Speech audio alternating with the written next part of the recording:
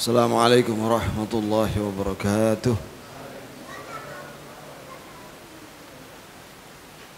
Innal hamdalillah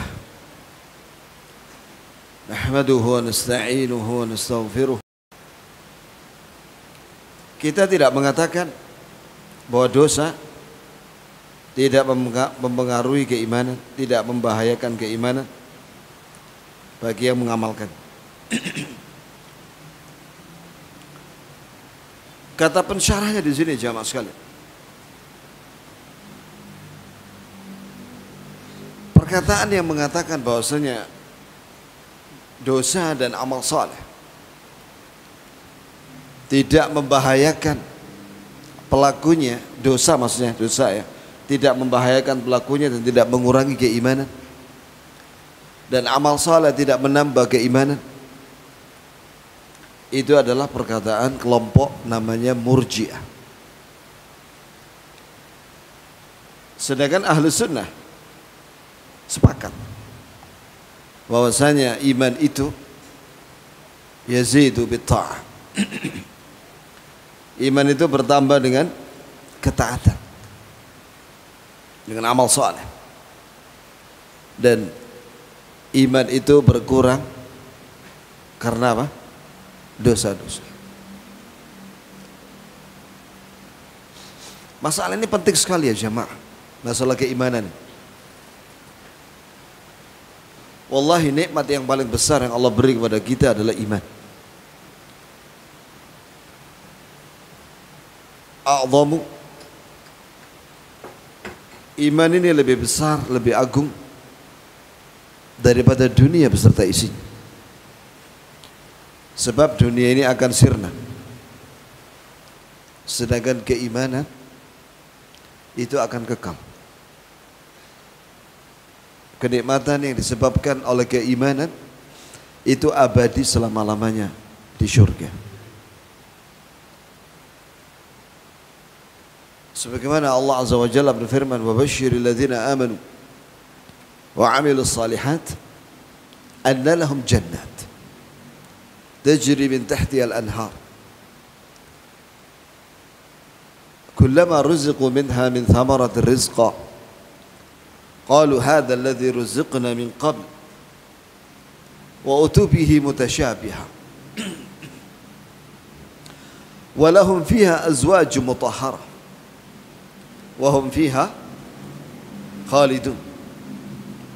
Artinya, mereka bergembira kepada orang-orang yang beriman dan beramal saleh, bahwa bagi mereka syurga, kebun-kebun yang mengalir di bawahnya, di bawah kebun mereka dan rumah-rumah mereka, sungai-sungai, sungai madu, sungai susu, sungai Al-Kautsar dan lain-lain. Ya. Kemudian setiap mereka mendapatkan rezeki dari sisi Allah, dari berupa buah-buahan. Mereka mengatakan ini seperti yang namanya pernah kita tahu di dunia. Buah-buahan itu namanya sama, tapi kelezatannya lebih nikmat di surga. Ayat itu jelas, dan banyak yang seperti itu ayat menunjukkan bahwasanya orang yang beriman di dunia dengan hati mereka dan beramal saleh dengan anggota badan mereka, melaksanakan perintah dan menjauhi larangan, maka mereka itu masuk surga.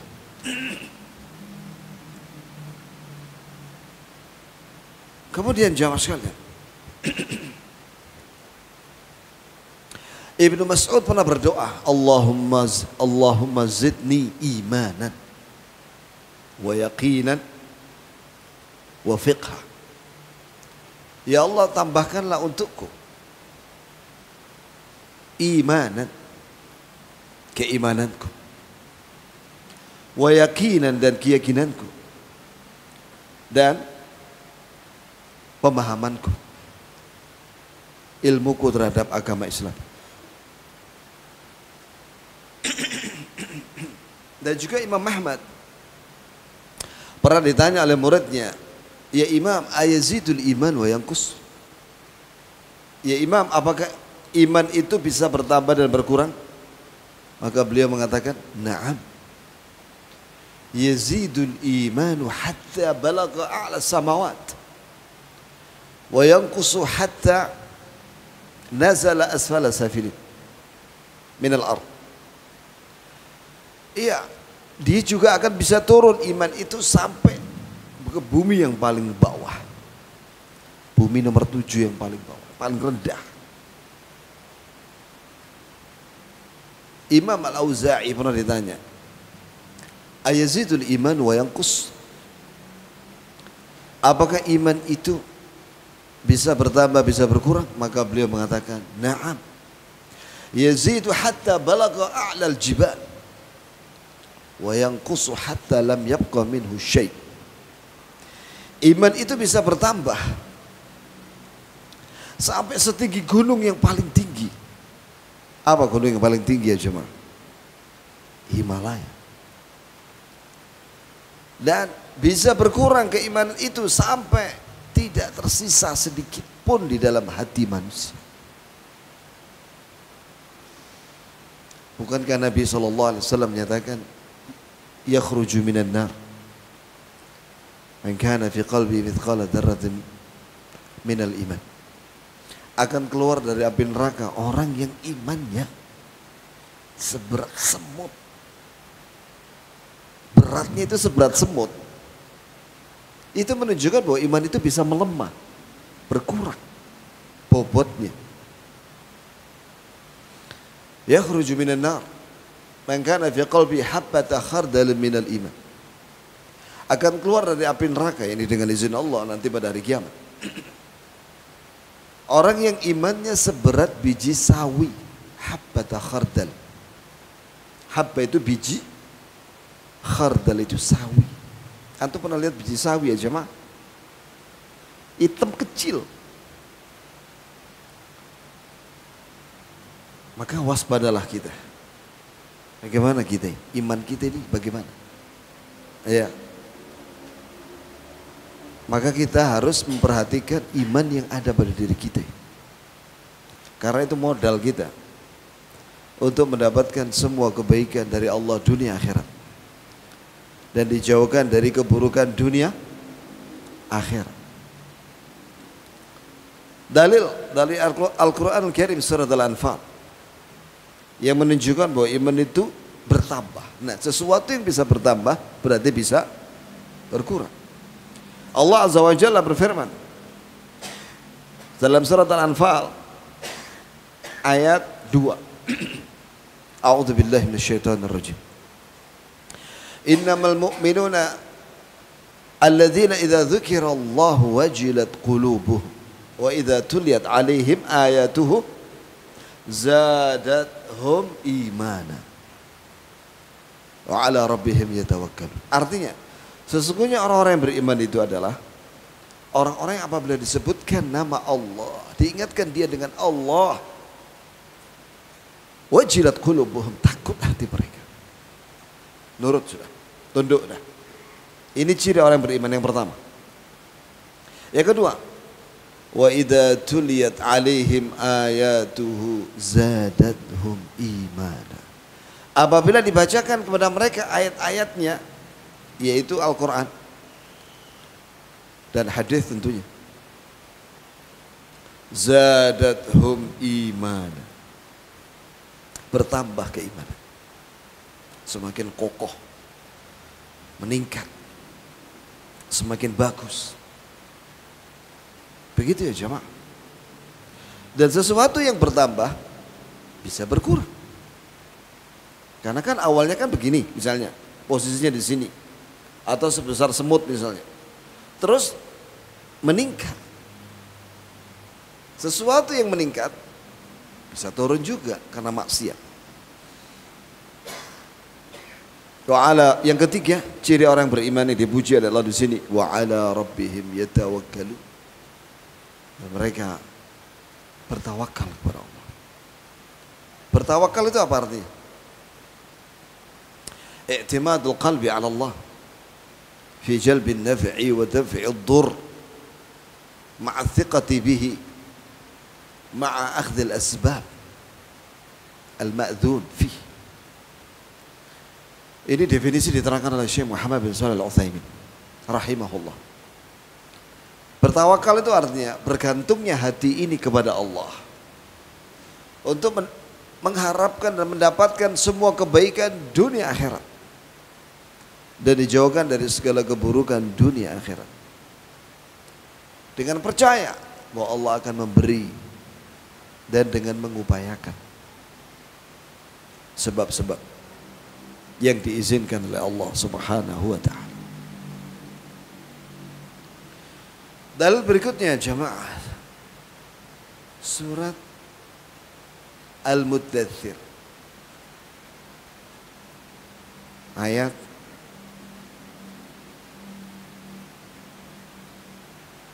31.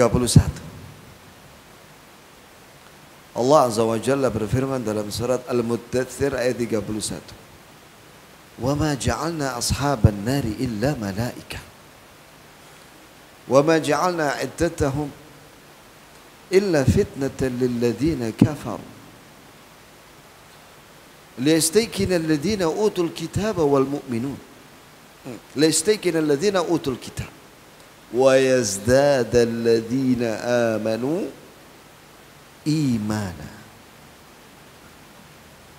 ولا يرتاب الذين أوتوا الكتاب والمؤمنون وليقول الذين في قلوبهم مرض والكافرون ماذا أراد الله بهذا مثلا كذلك يضل الله من يشاء ويهدي من يشاء وما يعلم جنود ربك إلا هو وما هي إلا ذكرى للبشر. Artinya, tidaklah kami jadikan pimpinan di bawahnya malaikat Malik yang menjaga neraka. Di bawahnya malaikat Malik itu ada 19 malaikat Zabaniyah. Di bawahnya mereka lagi yang 19 itu, banyak sekali. La ya'lamu, tidak ada yang tahu berapa jumlahnya malaikat Zabaniyah yang menyiksa orang kafir di neraka kecuali Allah. Karena nanti neraka itu akan diperlihatkan oleh Allah kepada penghuni neraka di padang mahsyar. Yu'ta bi jahannam laha 70,000 zimamin likulli zimamin 70,000 malakin yajurrunaha. Kata Rasulullah SAW, neraka jahanam itu akan didatangkan pada hari kiamat, ditampakkan. Bagaimana caranya? Kata Rasulullah, neraka jahanam itu memiliki 70.000 tali. Setiap talinya ditarik oleh 70.000 malaikat. Kalikan itu berapa itu? 70.000 kali 70.000. Berapa itu jumlahnya itu? Itu sudah. Ya. Kemudian Allah Azza wa Jalla menyatakan, dan kami tidak menjadikan bilangan 19 malaikat Zabaniyah di bawahnya malaikat Malik itu kecuali menjadi ujian bagi orang-orang kafir, sehingga mereka semakin jauh dari kebenaran, tidak tahu kebenaran karena mereka merendahkan. Abu Jahal ketika turun ayat ini, alaiha 19 dan seterusnya, ada 19 malaikat Zabaniyah yang di bawahnya malaikat Malik itu, dan di bawahnya 19 itu ada lagi malaikat yang jumlahnya sangat banyak. Apa kata malaikat kata Abu Jahal? 19. Kita banyak katanya, ribuan. Saya cukup yang 19 itu saya kalahkan. Kalian sisanya. Begitu katanya. Nah, inilah yang dimaksud dengan fitnah lilladzina kafir. Orang kafir ketika dibacakan ayat tidak beriman, tidak manfaat buat mereka. Wa nunazzilu minal Qur'ani ma huwa shifaa wa rahmatul lil mu'minin wa la yazidu adh-dhalimina illa khasara. Kami turunkan Al-Qur'an itu dari awal sampai akhir adalah obat isinya bagi penyakit badan dan penyakit hati manusia. Dan rahmat bagi Allah, bagi kaum mukminin, ini bisa mengambil manfaat Al-Quran ini. isinya berupa berita, perintah dan larangan, itu orang mukmin. Wala yazidul dhalimina illa khasar. Sedangkan orang zalim, ini orang kafir, tidak menambah kecuali kerugian karena mereka tidak beriman.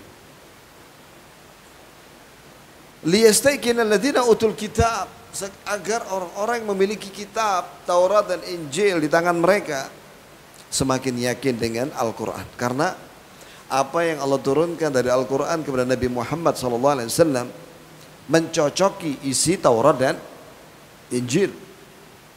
Wa yazdada alladziina amanu imana, sehingga bertambahlah keimanan orang-orang yang beriman ketika mendengar berita ini. Wala yartab alladziina utul kitab wal mu'minun, dan agar orang-orang yang memiliki kitab Taurat dan Injil dan orang-orang mukmin, yakni muslimun, mereka tidak ragu. Waliyaqul alladziina fi qulubihim marad, dan agar orang-orang yang dalam hatinya ada penyakit, ini penyakit kemunafikan. Wal kafirun, dan orang-orang kafir mengatakan tentang ayat ini, madza aradallahu bihadza matala, apa yang Allah inginkan dengan permisalan ini di dalam ayat ini. Kadzalik, demikianlah, yudhillullahu may yasha, Allah sesatkan siapa yang Allah kehendaki. Jadi siapa yang menyesatkan manusia? Allah, sesuai dengan apa yang Allah kehendaki. Wa yahdi may yasha, dan Allah akan memberi hidayah kepada kebenaran, kepada ilmu, kepada iman, kepada yakin, kepada amal saleh. May yasha, orang-orang yang dikehendaki. Wa ma ya'lamu junuda rabbika wa ma ya'lamu junuda rabbika illa hu, tidak ada yang tahu tentara Rabbmu, yaitu dari kalangan para malaikat, kecuali Allah. Wa ma hiya illa dzikra lil bashar, ini hanyalah peringatan bagi manusia. Syahidnya adalah kalimat yazdadal ladzina amanu imana, bertambahlah keimanan orang-orang yang beriman ketika dibacakan ayat ini. Tentang jumlah 19 malaikat Zabaniyah di bawah langsung dari malaikat Malik. Maka pelajaran penting dari bab ini ya jamaah, ketahuilah bahwasanya iman itu bisa usang, bisa menurun, bisa mengecil bobotnya. Sebagaimana sabda Rasulullah SAW, innal imana la yakhlaqu kama yakhlaqu thawbi ahadikum fas'alullaha an yujaddida imanakum. Sahih di sini, ya, disahihkan oleh Syekh Al-Albani. Artinya sesungguhnya keimanan itu bisa usang, itu bisa lusuh, sebagaimana baju kalian yang usang. Kalau bahasa Malangnya apa itu? Mangka, burem, ya kan? Sudah warnanya sudah enggak jernih lagi, usem. Ya, maka mintalah kepada Allah agar Allah memperbaharui keimanan kalian. Coba perhatikan, Nabi SAW mengumpamakan iman itu seperti baju. Dan baju itu setiap hari kotor, kena debu, kena keringat, kena tanah, kena apalagi lumpur dan lain-lain. Maka kita setiap hari mencuci baju, masukkan mesin cuci, ya kan? Setiap hari. Apa antum mau cuci pakai tangan? Ada sebagian orang mengharamkan apa yang nyuci pakai mesin cuci. Subhanallah, kalau anak 10 ya nyuci pakai tangan, ya nggak apa-apa ya akhi, pakai mesin cuci ya akhi, bersih itu, jangan ragu. Apalagi setelah itu dikeringkan, apalagi setelah itu dikeringkan lagi 2 kali, hilang sudah najisnya. Ya, artinya apa? Bahwa kita setiap hari membersihkan baju kita. Bahkan ada yang sudah lusuh, Kalau belum punya duit dicelup dulu pakai apa winter apa itu. Dicelup supaya kelihatan bagus lagi warnanya. Ya itu sudah.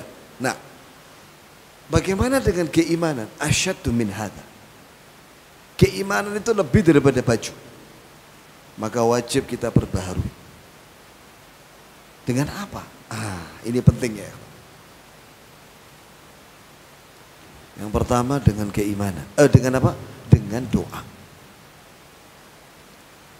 Kita minta kepada Allah Azza wa Jalla agar Allah Azza wa Jalla menghiaskan keimanan dalam hati kita. Allahumma habbib ilaina al-iman wa zayyinhu fi qulubina wa karrih ilaina al-kufra wal fusuq wal isyan waj'alna minar rasyidin. Ini doa Nabi sallallahu alaihi wasallam yang Nabi ambil dari mana? Al-Qur'an surat Al-Hujurat.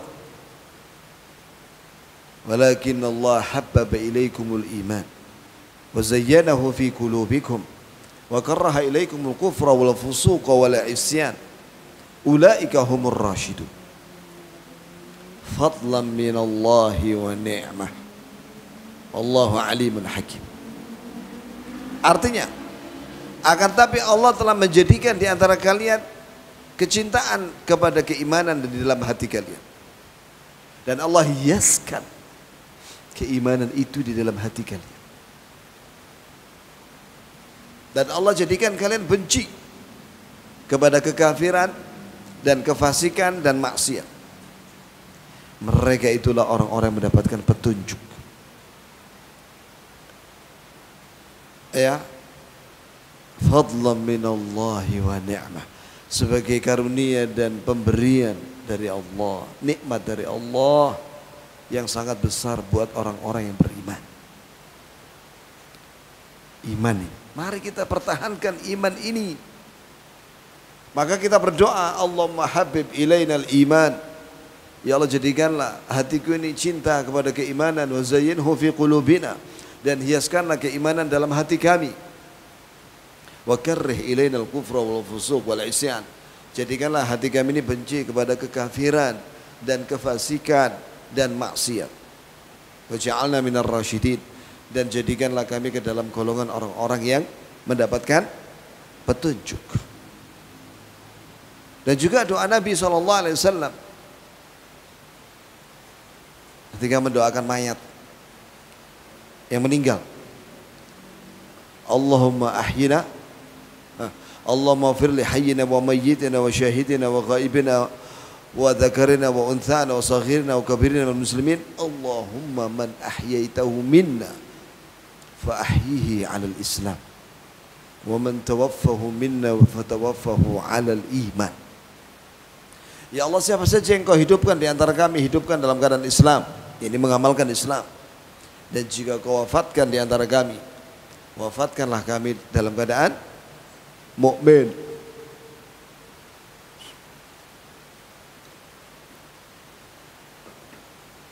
Jamaah sekalian, barakallahu li wa lakum.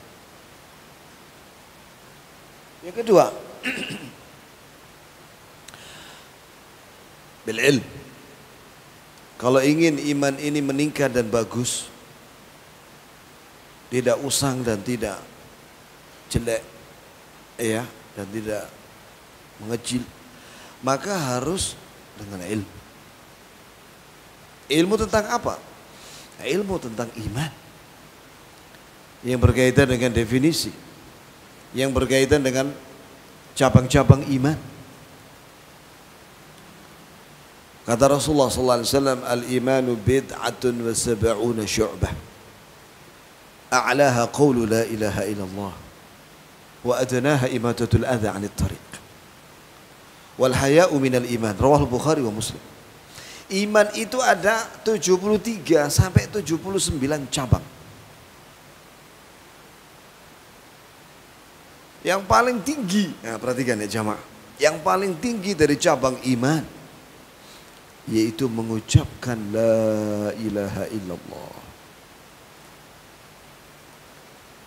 Ya, karena dia paling tinggi, cabang paling tinggi, ya paling besar pahalanya. Hiya afdhalul hasanat. Ada seorang sahabat tanya kepada Rasul, ya Rasulullah, Apakah la ilaha illallah minal hasanat? Apakah la ilaha illallah termasuk kebaikan? Maka Nabi menjawab, bal hiya min afdalil hasanat. Bahkan la ilaha illallah termasuk kebaikan yang tertinggi, yang terbaik. Wa adnaha, dan iman yang paling rendah, menyingkirkan gangguan yang ada di jalan. Apa saja gangguan? Apakah itu batu, apakah itu kerikil, apakah itu sampah dan lain-lain. Mohon ya, singkirkan dia. Dan malu merupakan cabang daripada keimanan. Jadi berapa cabang iman? 73 sampai 79.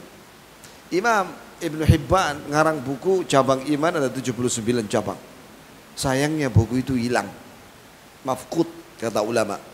Tapi Allah ganti dengan karya Imam Al-Baihaqi, judulnya Al-Jami' li Syu'abil Iman. Nah, saya ngajar buku itu sebulan sekali di sebuah masjid, satu kali pertemuan satu cabang. Piru khatami ya. Sebulan, setahun cuma 12 kali pertemuan. Dipotong Ramadan. 11. Jadi dalam setahun cuma 11 cabang iman. Lah cabang iman yang ditulis oleh Imam Al-Baihaqi ada 75 cabang. Begitu ya jemaah. Kemudian ilmu tentang apa saja yang membuat iman menjadi turun. Nah itu penting itu. Waspadalah. Iman itu bisa turun dengan maksiat. Maka kita harus tahu apa itu maksiat. Karena maksiat itu tidak semua orang tahu. Yang tahu paling ya mencuri, maling tahu dah. Mabuk tahu, molimo, maling, madon, madat, mateni, motor, ya kan? Nah itu orang tahu. Tapi yang lainnya kan tidak tahu. Ada 70 loh dosa besar itu. 70, bukan molimo. 70. Yang banyak orang tidak tahu dosa itu adalah apa? Kesesatan. Nah kalau orang sesat itu tahu bahwa dia salah, ya tobat. Orang itu sesat karena nggak tahu. Dan itu dosa, walaupun dia nggak tahu. Maka di sini pentingnya ilmu. Supaya kita tidak melakukan dosa yang kita tidak sadar. Jelas ya jamaah. Ilmu ini penting sekali. Ilmu agama. Mana hal-hal yang menambah keimanan, mana yang mengurangi keimanan dan membatalkan keimanan. Sehingga orang itu hilang imannya. Ada 10 ya jamaah. Pembatal-pembatal keimanan. Ditulis oleh Syekh Muhammad bin Abdul Wahab rahimahullah. Kemudian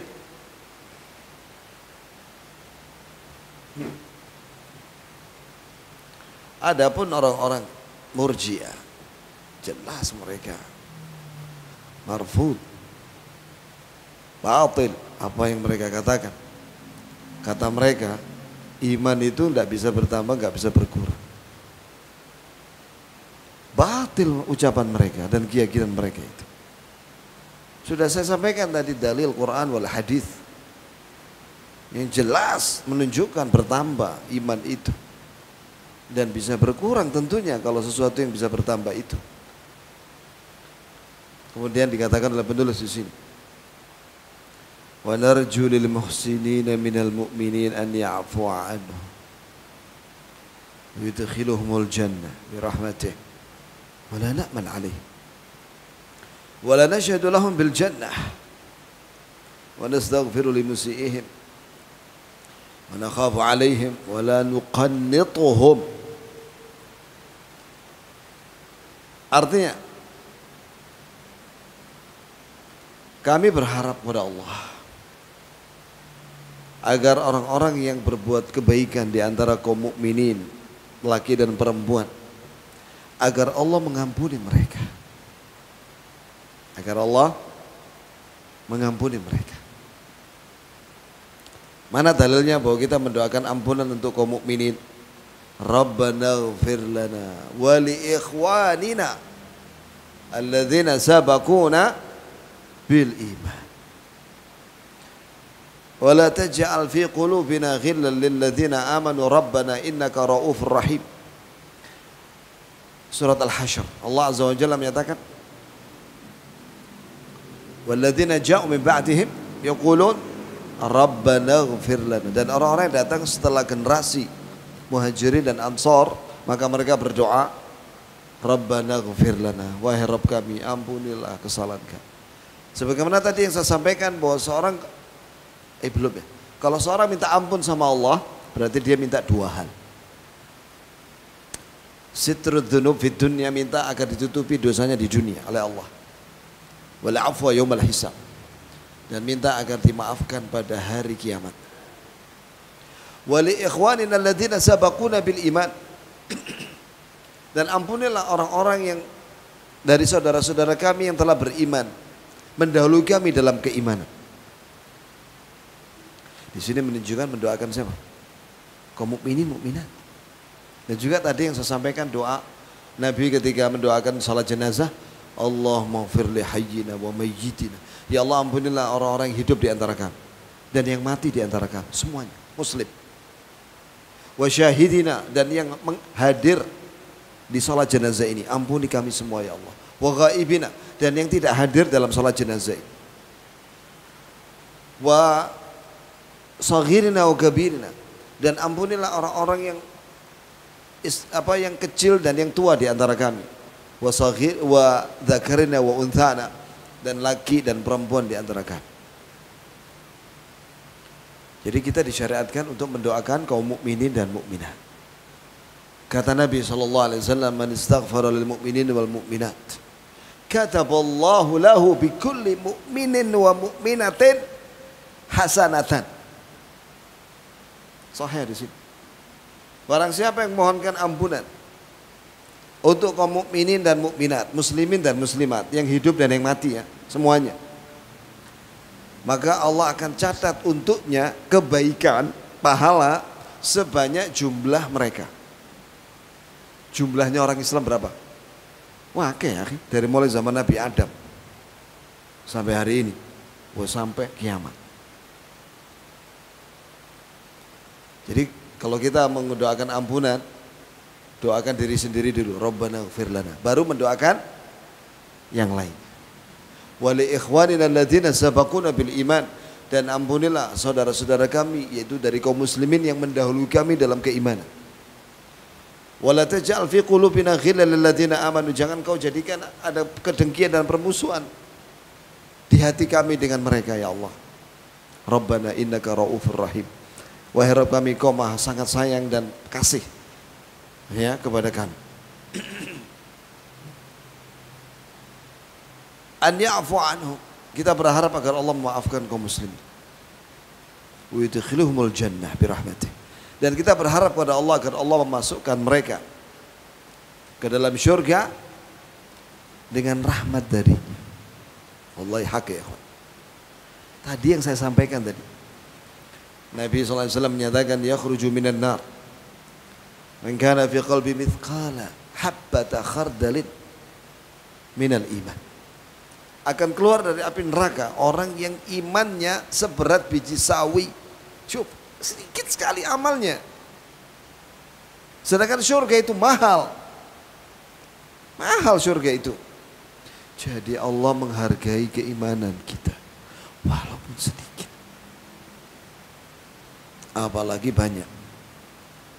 Yang sedikit amalnya, imannya sedikit, seberat semut dan biji sawi, itu dimasukkan surga oleh Allah dengan kasih sayangnya, dengan rahmatnya.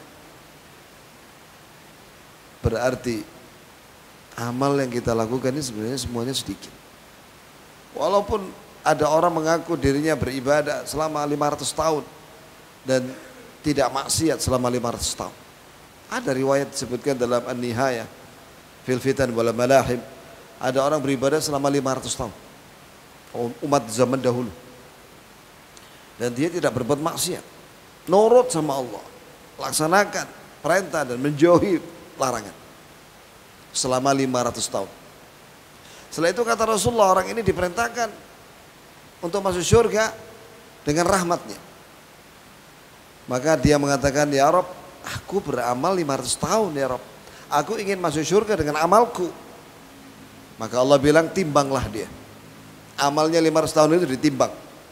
Dengan apa? Satu nikmat Allah yang bernama mata, yang bisa melek. Ternyata amal soleh 500 tahun itu hanya bisa membayar nikmat mata saja.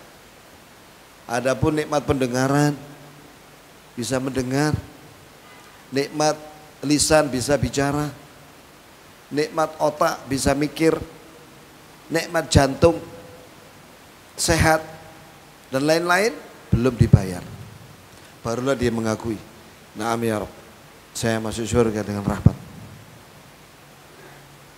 Jadi kita ini dan juga untuk orang lain, kita berharap diri kita ini dan orang lain agar kita ini dimasukkan ke dalam surga dengan rahmat Allah. Maka penting loh minta kepada Allah rahmat.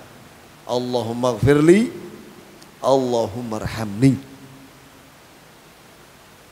Allahumma rzuqni. Ya, ada orang Arab Badui diajari sama Rasulullah kalimat. Ajarkan aku ya Rasulullah kalimat yang akan aku amalkan. Kul, ucapkan subhanallah, alhamdulillah, la ilaha illallah, wallahu akbar. Maka dia hitung dengan tangan, subhanallah, alhamdulillah, la ilaha illallah, wallahu akbar. Terus orang itu bilang gini, hadza li rabbi wa mali. Ini untuk Rabbku, untukku mana? Maka maka Nabi menyatakan, qul Allahumma gfirli, Allahumma arhamni, Allahumma rzuqni. Ucapkan olehmu doa, ya Allah ampunilah aku, ya Allah rahmatilah aku, ya Allah berilah aku rezeki. Kamu tadi ketika mengucapkan subhanallah, maka Allah menjawab, sadaqta, kau benar. Ketika kau mengucapkan alhamdulillah, Allah menjawab, kau benar, sadaqta. Ketika kau tadi mengatakan la ilaha illallah, Allah jawab, sadaqta, kau benar. Dan ketika kau mengucapkan Allahu Akbar, maka Allah jawab, sadaqta, kau benar. Maka ketika kau mengucapkan Allahumma gfirli, maka Allah jawab, fa'altu, ya Allah ampunilah aku, maka Allah jawab, aku sudah lakukan. Ini dia diampuni oleh Allah. Allahumma arhamni, ya Allah rahmatilah aku, maka Allah jawab, fa'altu, aku sudah melakukan. Allahumma rzuqni, ya Allah berilah aku rizki, maka Allah jawab, fa'altu. Maka ucapkan itu ya ikhwan, subhanallah, alhamdulillah, wa la ilaha illallah, wallahu akbar. Setelah itu apa? Allahumma gfirli, Allahumma arhamni, Allahumma rzuqni. Pertanyaan, bolehkah minta yang lainnya? Ya bolehlah. Allahumma gfirli warhamni wajburni warfa'ni wahdini wa'afini warzuqni, dan lain-lain. Silakan minta yang banyak sama Allah. Jadi rahmat ini penting dari Allah. Dengan rahmat Allah orang itu bisa masuk surga. Sebagaimana kata Rasulullah sallallahu alaihi wasallam, "Ma minkum la yadkhulul jannah ahadukum bi'amalihi illa birahmatillah." Kata Rasulullah sallallahu alaihi wasallam, tidak mungkin seorang masuk surga di antara kalian dengan amalnya. Maka sahabat tanya, bagaimana dengan engkau? Ya Rasulullah, apakah kau masuk surga dengan rahmat juga? Bukan dengan sebab amal. Maksudnya ditukar gitu loh dengan amal. Kata Rasulullah, wala ana, tidak pula saya, illa an yataghammadanillahu birahmatihi.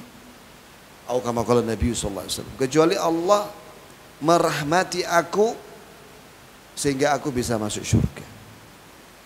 Jadi amal soleh itu menjadi sebab orang mendapatkan rahmat Allah. Dan dengan rahmat Allah orang bisa masuk surga. Bukan amal itu langsung ditukar begitu kayak barter dengan surga. Tidak bisa ya ikhwan. Kenapa? Itu dalam bahasa Arabnya ba al-iwad, ditukar, tidak bisa. Tapi ba di situ ya sababiyah li rahmatillah. Ya, ini kalau orang ingin mendapatkan rahmat Allah harus beramal soleh, laksanakan perintah, jauhi larangan, baru akan mendapatkan rahmat Allah.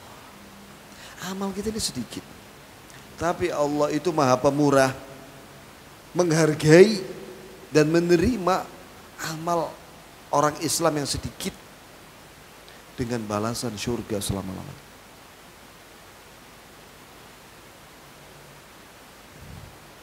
Pernah Rasulullah SAW menjenguk orang Yahudi, pemuda Yahudi yang sakit. Maka Rasulullah mengatakan, ya gulam aslim, wahai anak muda, ucapkan, ya dimasuklah kamu ke dalam Islam.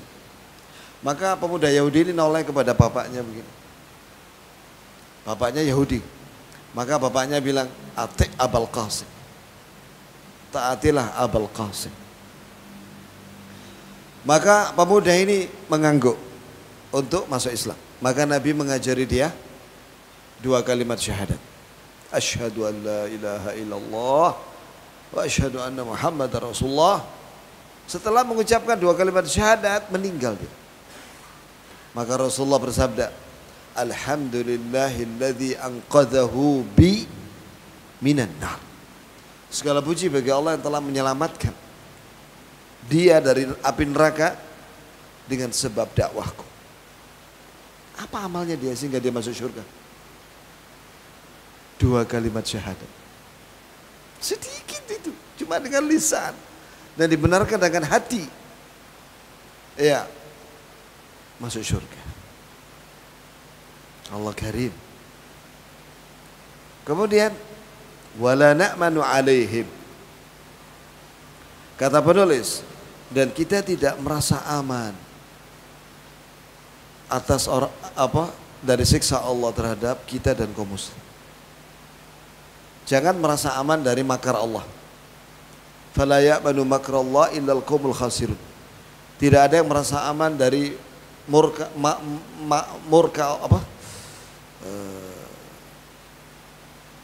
makarnya Allah. Tidak ada yang merasa aman dari makarnya Allah kecuali orang-orang yang rugi.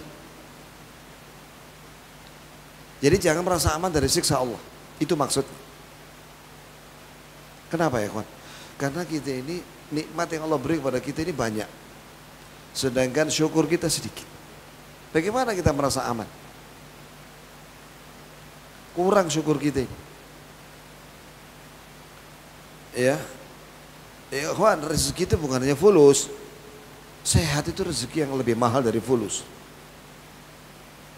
Coba lihat pembuluh darah yang sehat. Mahal itu. Ada orang sakit leukemia itu baru leukemia, belum yang lain. Belum asam urat, kolesterol, penyumbatan pembuluh darah dan lain sebagainya.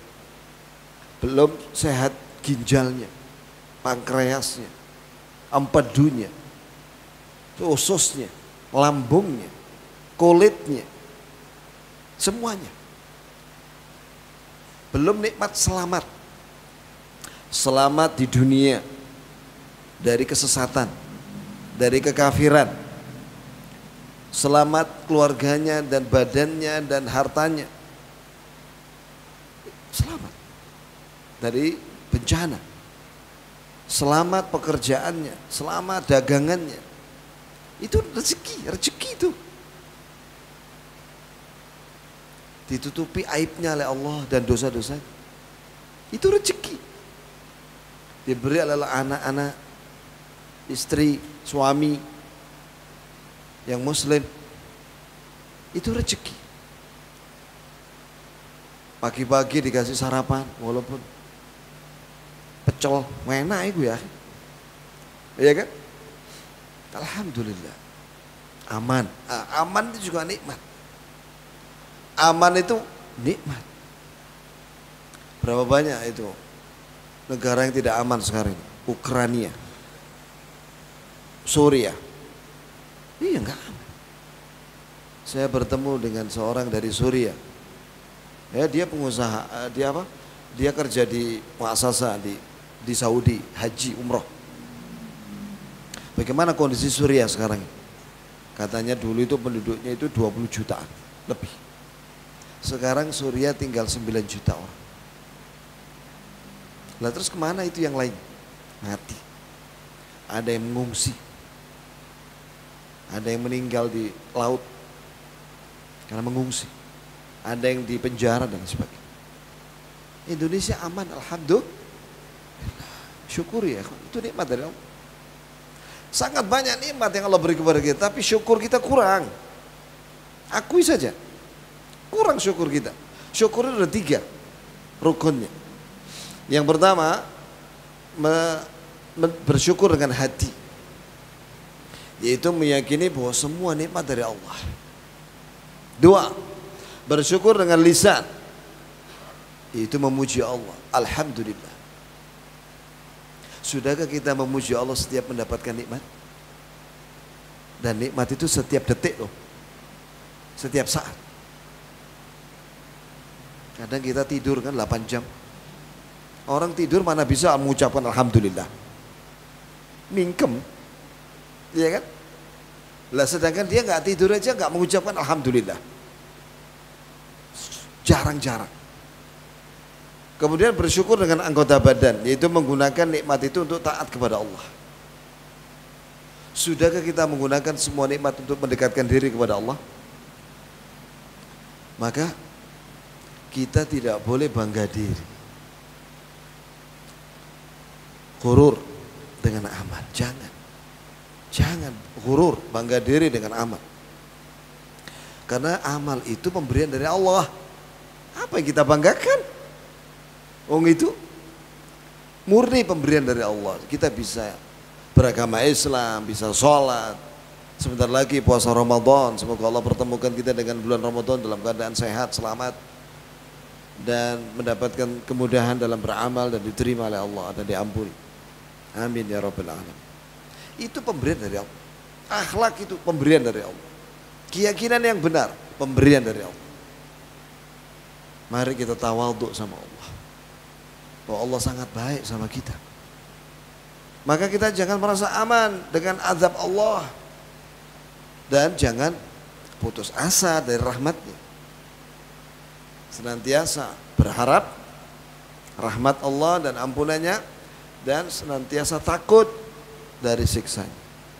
Wala nashhad lahum bil jannah, dan kita tidak bersaksi kepada mereka, kepada kaum muslimin, bahwa mereka pasti semua masuk surga. Mengapa?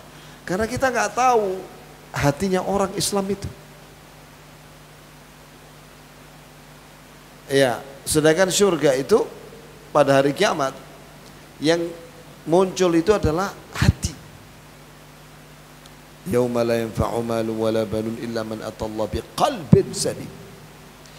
Pada hari kiamat tidak akan bermanfaat dari azab Allah harta dan anak. Tidak bisa ditebus dengan harta dan anak siksa itu, kecuali orang-orang yang datang kepada Allah dengan hati yang selamat. Hatinya selamat dari syirik. Nah, kalau orang ngaku Islam tapi hatinya musyrik, gak selamat. Selamat dari kekafiran. Kalau orang dia ngaku Islam tapi hatinya kafir, gak selamat. Hati ini penting sekali. Kemudian selamat dari kemunafikan, yaitu pura-pura Islam. Selamat dari kesesatan. Ini penting ya jemaah. Kita minta sama Allah hidayah terus. Tiap hari kita ihdinas siratal mustaqim 17 kali dalam sholat wajib, ditambah 12 rakaat nafilah, ditambah 11 rakaat, jadi total 40 kali sehari semalam. Ihdinas siratal mustaqim. Banyak sekali ada orang kita ini ya, tahu kebenaran, tahu itu amalan saleh, kita berat mengamalkan. Tahu bahwa itu dosa, kita lakukan. Berarti kita masih butuh hidayah. Dan kita butuh hidayah itu abadi sampai mati dan seterusnya. Maka kita jangan mengatakan bahwa dia itu ahlul jannah. Kita tidak mengatakan orang Islam sekarang ini ahlul jannah, jangan. Karena kita nggak tahu bagaimana amalan mereka. Dikatakan di sini, dinukil dari Syekh Al-Albani dan yang lainnya. I'lam anna alladhi alaihi ahlus sunnah wal jamaah annahum la yashhaduna li ahadin mata minal muslimin bi jannah wala nar. Ketahuilah bahwa ahlus sunnah tidak bersaksi dan memastikan kepada seorang pun dari muslim yang mati bahwa dia akan pasti masuk surga dan dijauhkan dari neraka. Kecuali man syahida lahu Rasulullah sallallahu alaihi wasallam, kecuali yang telah dipersaksikan oleh Rasulullah sallallahu alaihi wasallam bahwa dia ahlul jannah. Abu Bakar di surga, Umar di surga, Uthman di surga, Ali di surga, Abdurrahman bin Auf di surga, Sa'ad bin Abi Waqqas di surga, Zubair bin Awam di surga, Talha bin Ubaidillah di surga, Abu Ubaidah di surga, Abdullah bin Zaid di surga. Nabi sebut langsung Ahlul Badr, sahabat ikut perang Badar 313 orang itu semuanya di surga. Tidak akan tersentuh api neraka. Itu Nabi yang ngomong. Jadi kecuali yang disaksikan oleh Rasulullah bahwa dia masuk surga, dan Nabi mengabarkan bidzalik, dengan itu. Tapi walakinnahum yarjuna al-muhsin.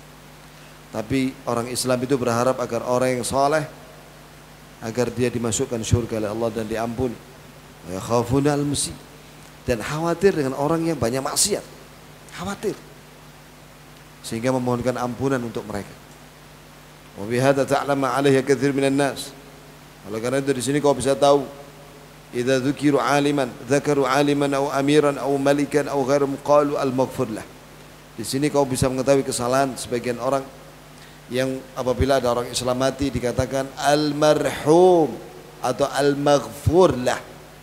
Itu orang yang pasti dirahmati dan yang pasti diampuni. Atau dikatakan dia wahai penghuni surga, jangan begitu ya. Kita kan tidak tahu apakah dia dirahmati atau diampuni, kita kan nggak tahu. Apakah kita mau mendahului Allah? Kita nggak tahu hatinya orang. Kita hanya menilai orang dari lisan dan perbuatannya. Kita nggak tahu isi hati orang. Apakah hatinya itu muslim mukmin benar apa tidak? Pura-pura atau tidak? Apakah hatinya masih menyimpan kesyirikan atau tidak? Kita nggak tahu. Maka jangan mendahului Allah, tapi kita doakan dia salat jenazah. Barang siapa yang disalatkan oleh 40 orang, salat jenazah oleh 40 orang yang ikhlas, maka dia mendapatkan syafaat. Ya, diampuni. Maka itu kalau kita memberitahu kepada kaum muslimin tentang kematian seseorang muslim, jangan hanya memberitahu bahwa fulan telah mati, innalillahi wa inna ilaihi raji'un, titik. Tapi yang paling penting adalah infokan jam berapa disolatkan, dan usahakan disolatkan itu setelah sholat 5 waktu, salah satu dari sholat 5 waktu, supaya orang kumpul di mana? Masjid. Jangan dikuburkan jam 9 pagi. Orang pada kerja ya, akhi. Duhur aja tunda 2 jam kan apa-apa. Iya kan? Nggak akan diserobot itu kuburan itu, enggak, aman. Ya. Itu ya jamaah. Tunda 2 jam berikutnya kan duhur. Ya. Baru salat jenazah setelah salat duhur, baru dikuburkan pada duhur.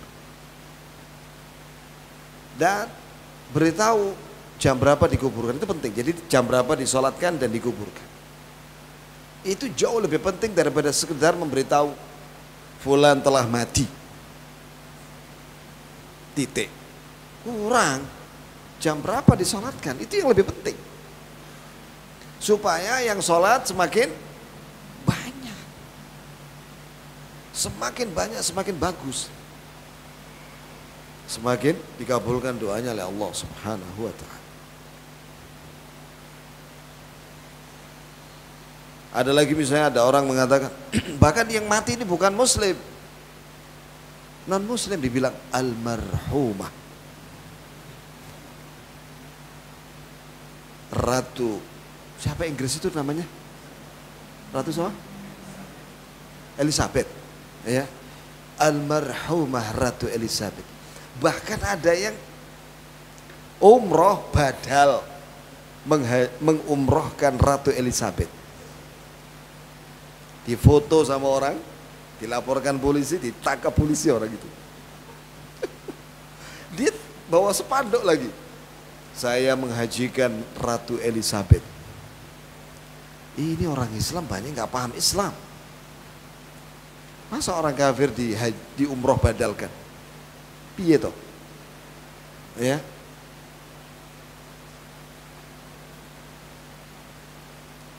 Maka jangan mengatakan almarhum atau al-maghfur lah.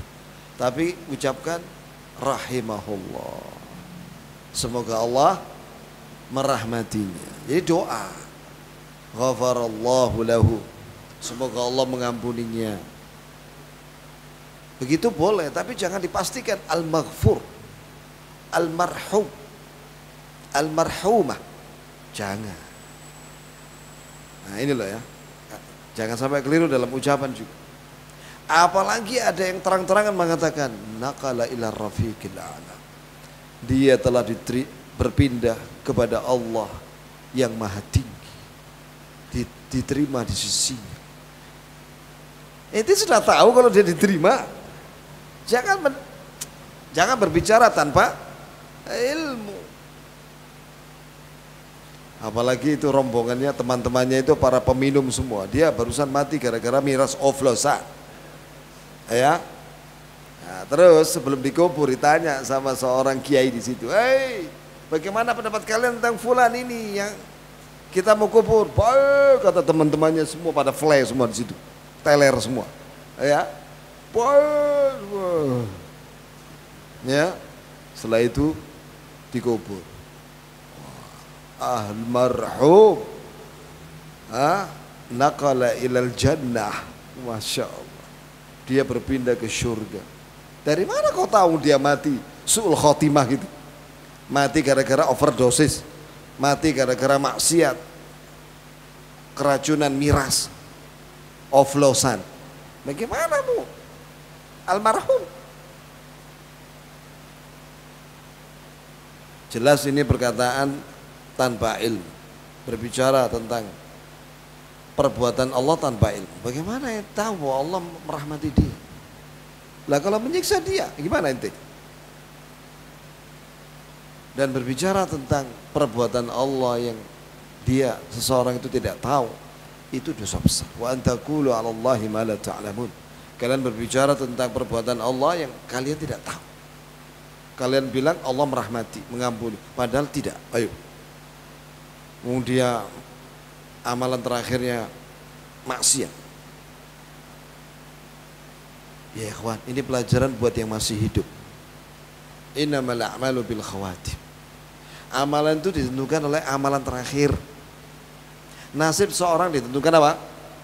Amalan terakhir. Ya kita nggak tahu bagaimana amalan terakhir. Maka kita harus ingat mati selalu. Dan beramal soleh selalu dengan lisan, zikirlah minimal, supaya kalau pas mati mendadak akhir hayatnya dia zikir. Sekarang banyak orang mati mendadak, mau mati, tidak sakit, tidak apa, ya seneng-seneng dia, ketawa-ketawa, maksiat, terus mati.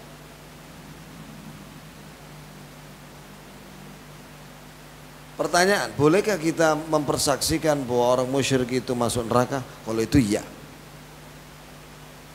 Sebab Allah mengatakan, innahu may yusyrik billah faqad harramallahu alaihil jannah. Sesungguhnya orang yang menyekutukan Allah dan dia tidak bertobat sampai mati, maka Allah haramkan dia masuk surga. Makanya kita disunahkan kalau melewati kuburan orang kafir, tahu kan ya tandanya? Ya. Maka ucapkan Abshir bin nar, kabar gembira dengan api neraka buatmu. Begitu. Jadi kalau kita melewati kuburan kafir, ucapkan itu. Neraka bagimu, hai fulan. Ini sudah mati, gak bisa didakwai lagi. Wa nastaghfir limusyi'ihim, kita mohonkan ampunan untuk orang-orang muslim yang berdosa, banyak dosa. Wa nakhafu alaihim, dan kita khawatir dengan mereka. Tapi semasa hidupnya, wala nuqannituhum, jangan kita bikin dia putus asa. Ini penting ya jamaah. Jangan kita mengatakan, ente pin rokok ente. Jangan bilang begitu. Barangkali dia taubat. Tidak boleh ya kawan, itu perkataan dosa besar. Langsung memvonis orang, ente masuk neraka. Tidak boleh ya. Memangnya kita yang punya neraka apa? Yang punya neraka Allah. Dan dia masih hidup, masih ada kesempatan untuk memperbaiki diri. Kata Allah Azza wa Jalla, Qul ya ibadiyalladzina asrafu ala anfusihim la taqnatu min rahmatillah innallaha yaghfiru dzunuba jami'a innahu huwal ghafurur rahim. Katakanlah wahai Nabi kepada manusia, bahwa Allah berfirman kepada kalian, wahai hamba-hambaku yang banyak berbuat dosa, janganlah kalian berputus asa dari rahmat Allah. Sungguh Allah mengampuni semua dosa bagi yang bertobat. Allah ampuni semuanya, semua dosa.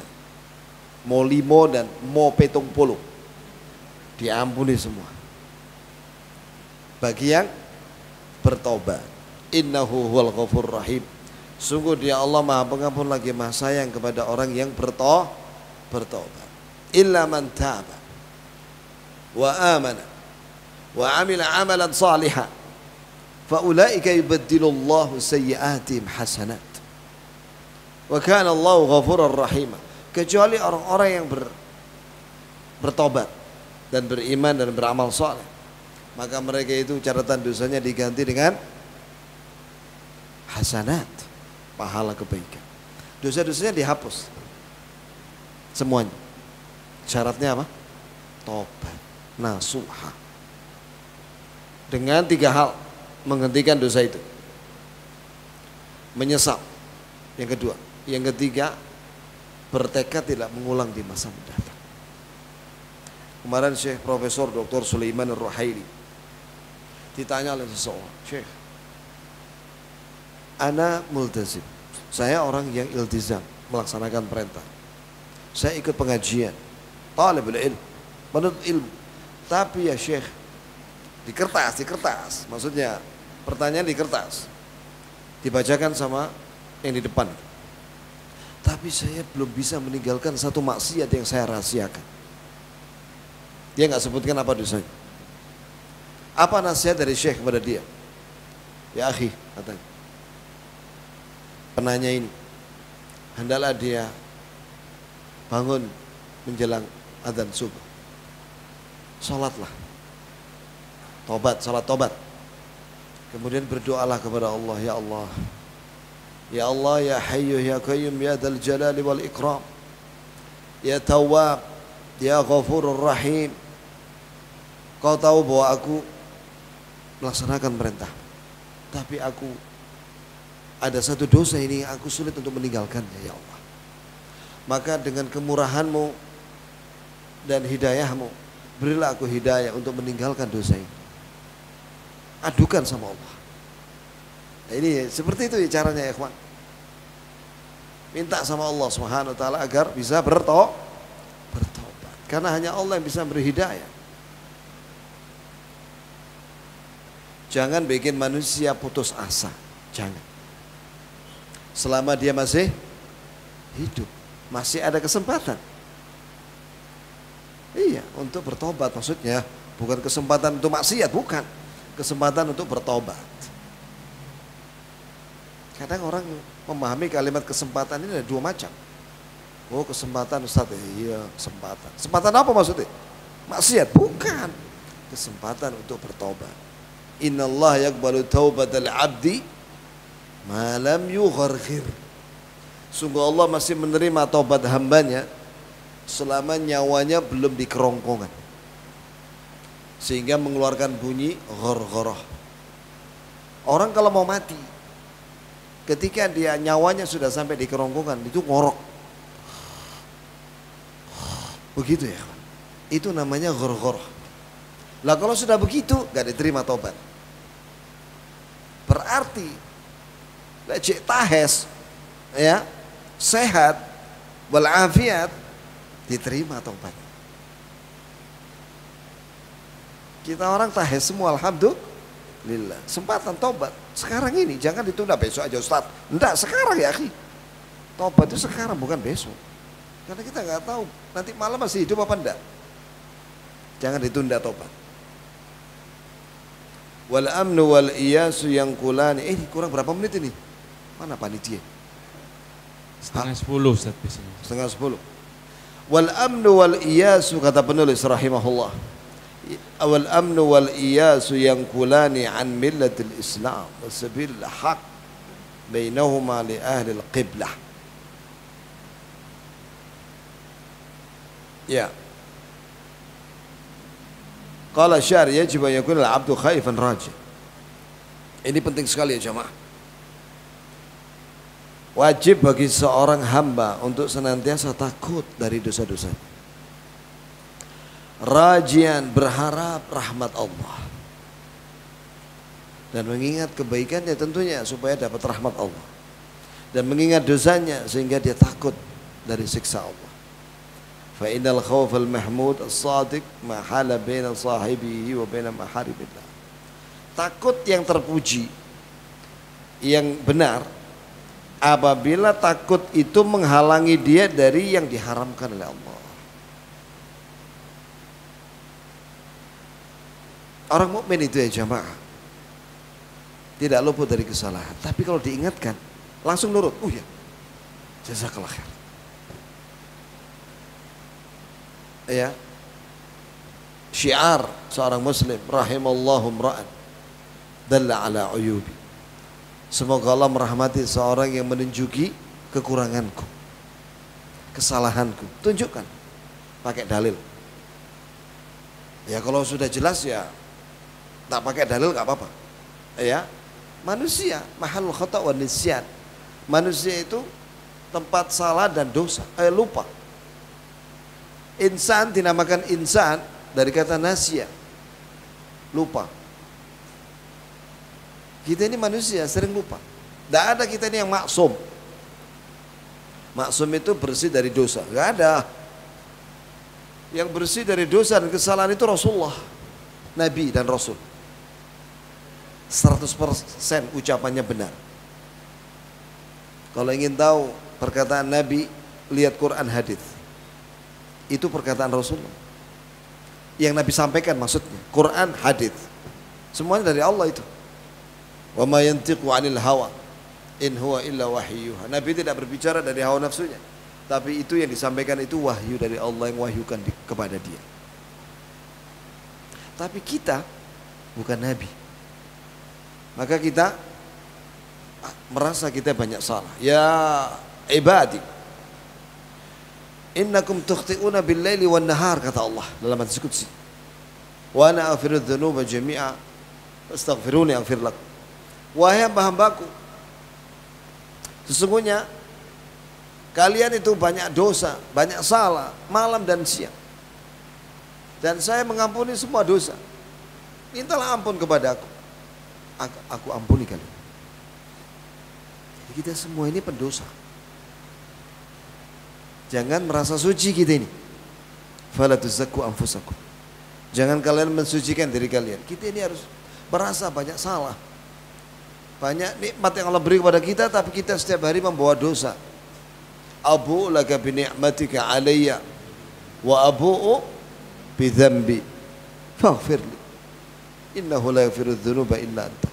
Ya Allah, aku selalu membawa nikmat yang kau beri kepada aku, tapi aku selalu membalasmu dengan dosa-dosa. Ampunilah aku ya Allah, tidak ada yang bisa mengampuni dosa kecuali Engkau. Maka dia takut dari kesalahan. Sehingga dia kalau diingatkan kembali kepada Kalau melebihi itu, takut yang melebihi itu sehingga dia putus asa, nah itu yang tidak boleh. Takut yang menyebabkan putus asa itu yang tercela. Ya, takut yang benar itu takut yang menyebabkan dia terhindar dari dosa atau meninggalkan dosa. Maka di sini penting kita saling mengingatkan. Wa raja al-mahmud raja rajulin amila bi ta'atillah. Berharap yang terpuji kepada Allah, berharap rahmatnya dan ampunannya itu dan pahala adalah apabila mengantarkan dia kepada amal. Ente kepingin pahala, beramal lah. Ente kepingin diridhai oleh Allah, beramal lah. Yang wajib dan mustahab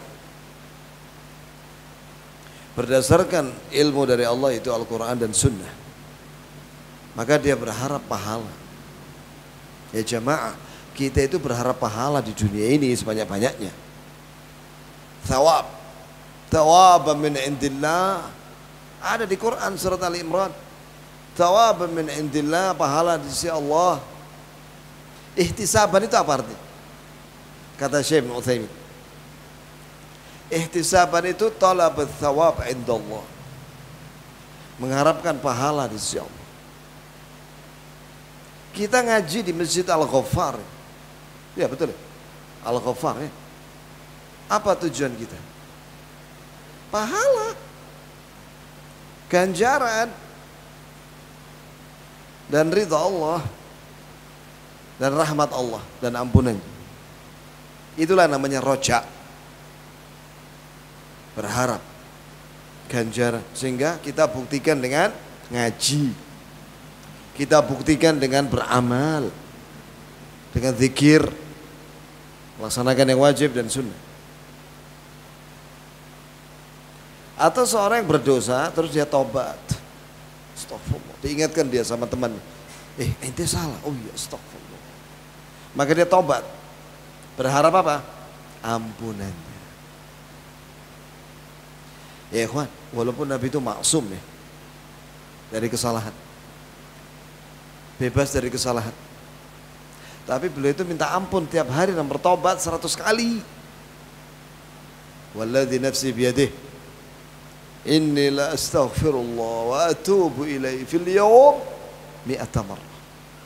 Demi Allah yang jiwaku di tangannya, aku minta ampun dan bertobat kepada Allah setiap hari 100 kali. Padahal beliau maksum dan Allah sudah menjanjikan ampunan. Ghafarallahu lahu ma taqaddama min dzambi wa ma ta'akhkhar. Allah telah ampuni dosanya yang lalu dan yang akan datang. Walaupun demikian, Nabi itu istighfar dan tobat setiap hari 100 kali. Lah kita orang bagaimana? Harusnya lebih-lebih lagi. Wis kita orang gak maksum, dosanya numpuk, harusnya kita lebih banyak lagi minta ampun dan tobat setiap hari. Nabi SAW kata Ibnu Umar, orang yang paling banyak mengucapkan astaghfirullah wa atubu ilaih itu Rasulullah. Bahkan Nabi sekali duduk kayak antum begini, kita ini sekali duduk begini, Nabi mengucapkan astaghfirullah wa atubu ilaih 100 kali. Astaghfirullah, astaghfirullah. Begitu yang diceritakan oleh Ibnu Umar. Kadang Nabi mengucapkan istighfarnya, Rabbighfirli wa tub alayya innaka antat tawwabur rahim 100 kali. Kadang Rabbighfirli wa tub alayya innaka antat tawwabul ghafur 100 kali. Makanya dalam zikir pagi dan sore itu ada kalimat astaghfirullah wa atubu ilaih 100 kali. Pagi, sore 100 kali. Ya.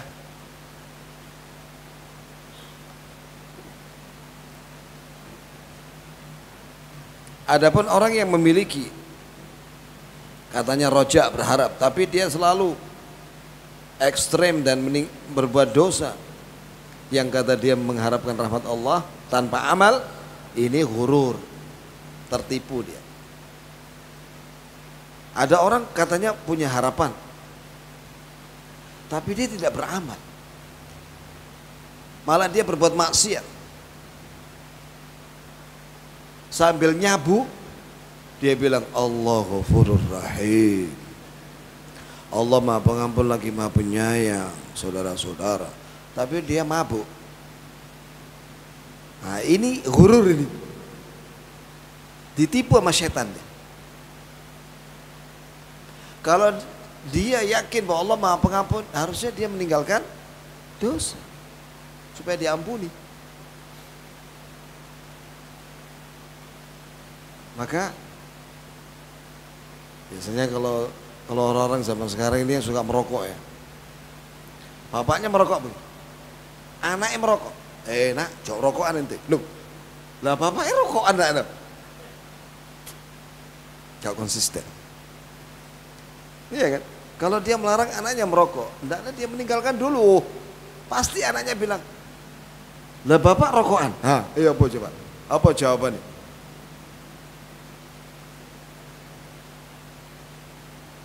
Maka kita harus menjadi teladan yang baik buat keluarga. Lakukan yang terbaik, akhlak yang terbaik. Muliakan keluarga antum itu, keluarga kita semua. Ya jamaah, jadi sampai sini ya. Jadi kita belum mencapai tentang wali, belum. Ternyata bab wali itu nomor 65, tadi itu baru 60 ya.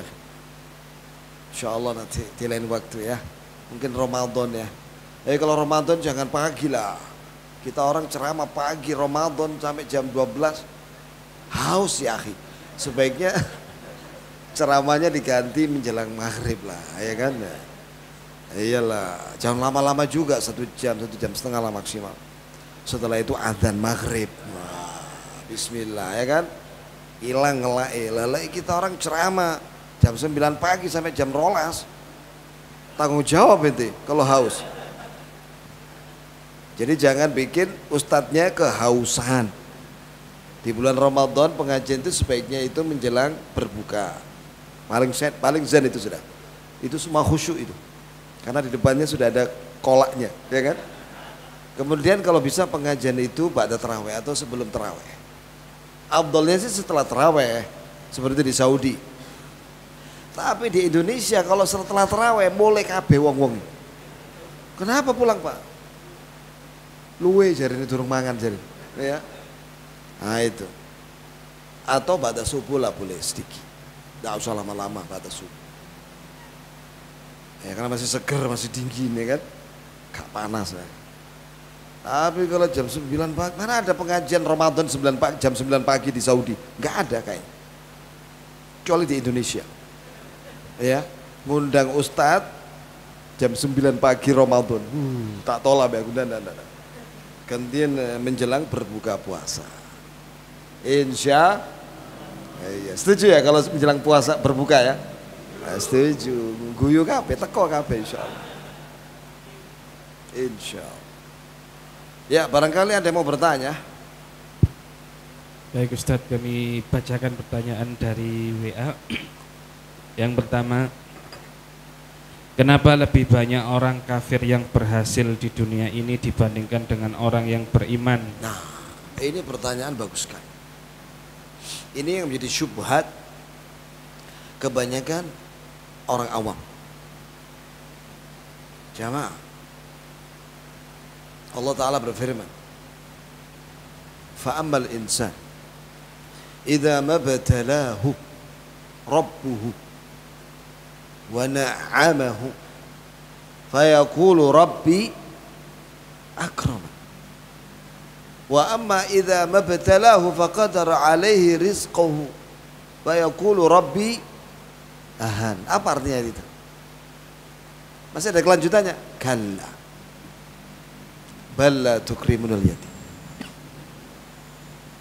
Artinya adapun manusia, ini sebagian manusia beranggapan ketika Allah menguji dia dengan dan memberi nikmat harta, maka manusia itu berkata, Rabbku memuliakan aku dengan harta ini. Jika manusia itu diuji dengan kemiskinan, Faqadara itu dayyaqa. Alaihi rizqahu, disempitkan rezekinya. Miskin. Wa yaqulu rabbi ahana. Maka dia mengatakan Rabbku menghinakan aku. Kalla. Sekali-kali tidak. Kemuliaan seseorang bukan dengan harta. Dan bukan pula dengan berkurangnya harta. Kemuliaan disebutkan Allah dengan takwa. Inna akramakum indallah atqakum. Orang yang paling mulia di antara kalian yang paling bertakwa. Nah sekarang kenapa orang kafir kok kaya-kaya? Maksudnya nggak semuanya ya. Ada juga orang kafir yang kere banyak. Jangan mengira mereka semua kaya. Oh tidak, itu salah paham ya.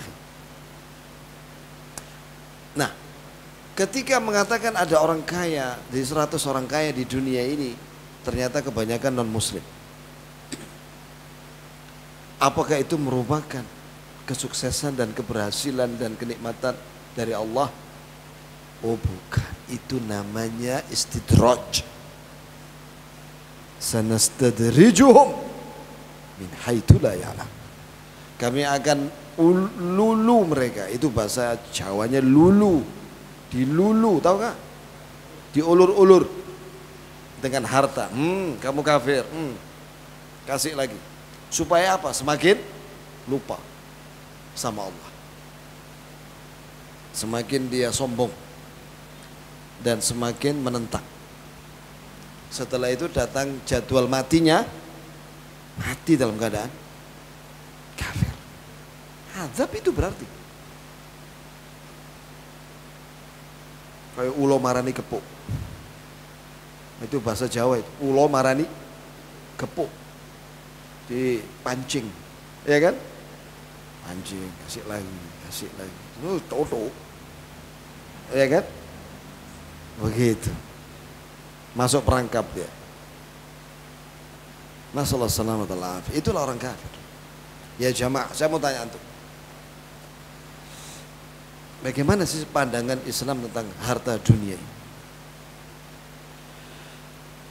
Ulama kita seperti Syekh Utsaimin menerangkan dalam banyak videonya. Ini pentingnya medsos itu ya kawan. Antum bersahabat dengan para ulama di medsos.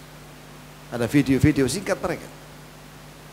Syekh mengatakan, wallahi dunia beserta isinya ini sayafna. Harta dunia beserta isinya itu akan sirna.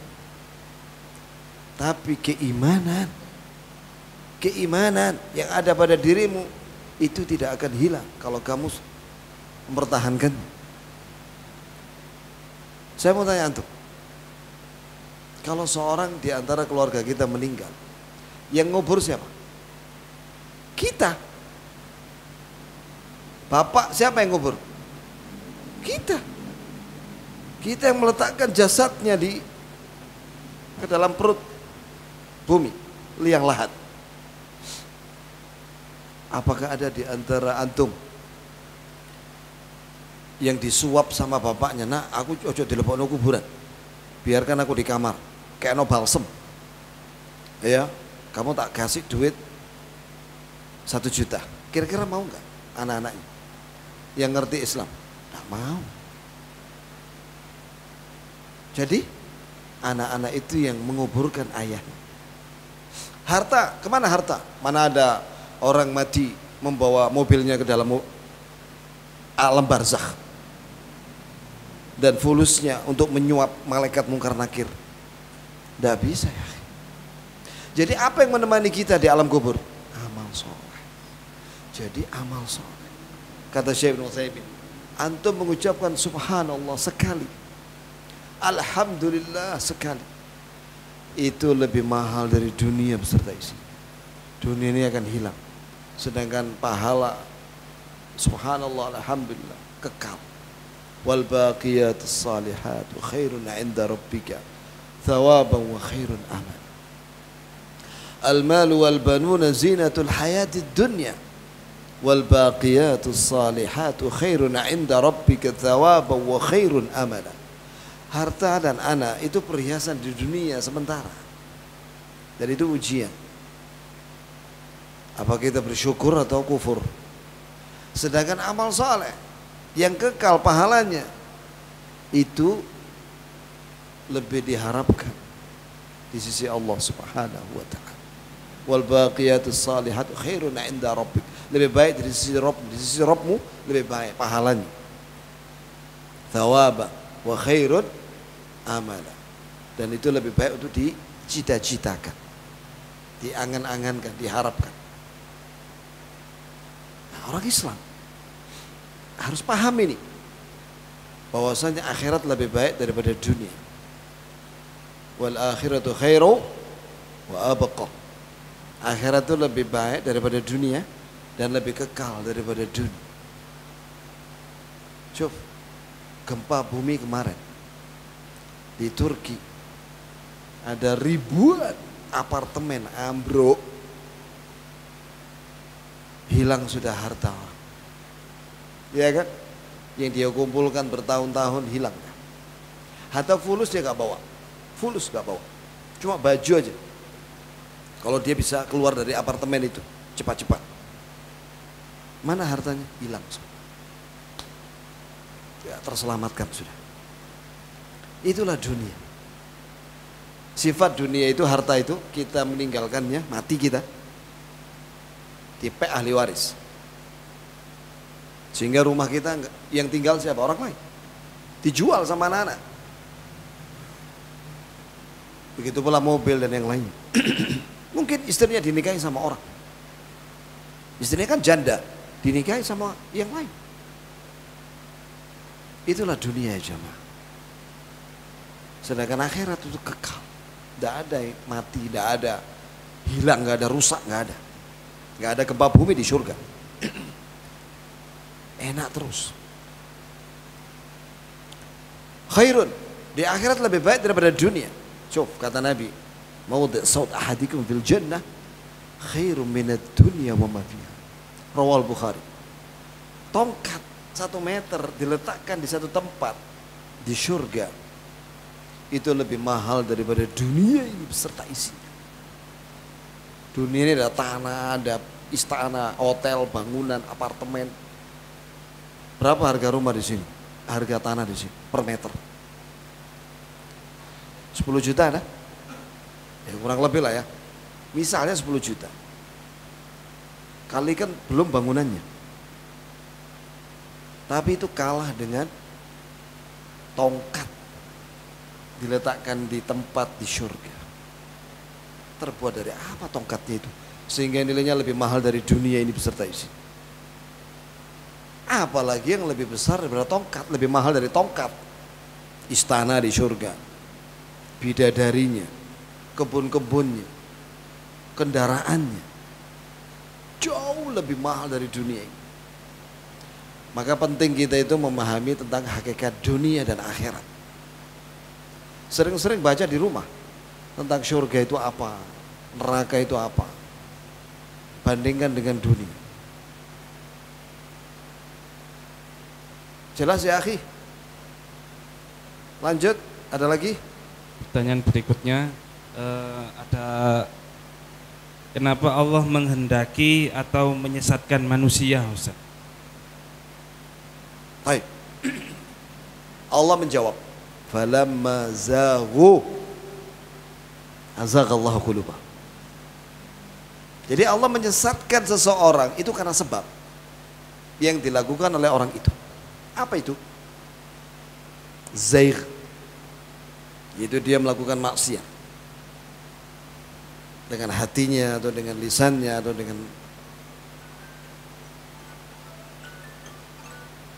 dengan anggota badannya, dan dia tidak bertobat, numpuk dosa. Itulah yang penyebab dia disesatkan. Falamma zaghu, ketika dia condong kepada maksiat, azaghallahu qulubahum, Allah sesatkan hati mereka. Jadi kalau ingin hidayah, tobat. Astaghfirullahaladzim. Allahumma ighfir li dhanbi kullah diqqahu wa julla wa awwalahu wa akhirah wa alaniyatuhu wa sirr. Minta ampun atas semua dosa. Langsung Allah kasih hidayah. Semakin banyak hidayah yang didapatkan. Jadi Seluruh perbuatan Allah itu ada hikmahnya. Bukan kedoliman. Ingat lo ya, Allah tidak dolim lo ya, sama sekali. Wallahu yuridu zulman lil ibad. Allah tidak menginginkan kedoliman kepada hamba. Ya ibadi, inni haramtu dzulma ala nafsi wa ja'altuhu muharraman bainakum fala tadzalamu. Wahai hamba-hambaku, aku mengharamkan kedoliman pada diriku. Pada diriku, aku haramkan kedoliman itu. Dan aku jadikan kedoliman itu haram di antara kalian. Maka jangan kalian saling mendolimi. Allah catat semua kebaikan kita. Apa kesalahan dia? Ternyata kesalahan dia itu fatal. Dia itu teman dekatnya Abu Jahal. Dia selalu duduk bersama Abu Jahal. Dan tidak mau mengikuti Nabi Muhammad, ponakannya, enggak mau. Hal itu disebutkan dalam Sahih Bukhari Muslim ketika Nabi datang kepada Abu Talib. Ya ammi qul la ilaha illallah kalimatan uhajju laka biha indallah. Wahai pamanku, ucapkan la ilaha illallah. Kalimat ini akan aku jadikan pembelaan untukmu di hadapan Allah pada hari kiamat. Maka Abu Jahal ada di situ. Dan Abdullah bin Abi Umayyah ada di situ. Keduanya berkata kepada Abu Talib, ya Abu Talib, atarghabu an millati Abdul Muttalib? Wahai Abu Talib, apakah kamu benci dengan agamanya Abdul Muttalib? Nah, di situ kita bisa tahu bahwa teman dekatnya Abu Talib itu siapa? Abu Jahal. Biasanya itu yang sering kunjung ke orang sakit itu ya teman dekat. Ternyata teman dekat yang mengunjungi dia ketika sakit adalah Abu Jahal dan Abdullah bin Abi Umayyah. Walaupun belakangan Abdullah bin Abi Umayyah masuk Islam, Abu Jahal mati kafir.